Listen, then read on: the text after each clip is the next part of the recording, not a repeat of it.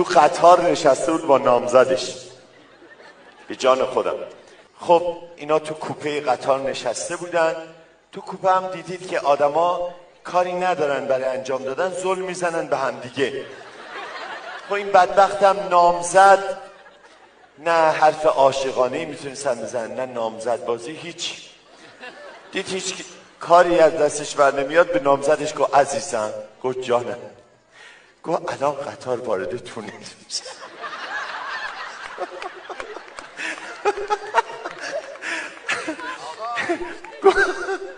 گفت قطار که رفت تو تونل، من به تو میگم یه نون به من بده، تو به جاش یه بوس به من بده. گفت باشه.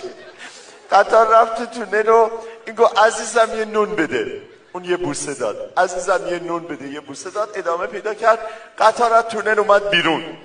گفت عزیزم تو به من چند تا نون دادی؟ گفت 6 تا. گفت ولی من 2 تا بیشتر نگرفتم.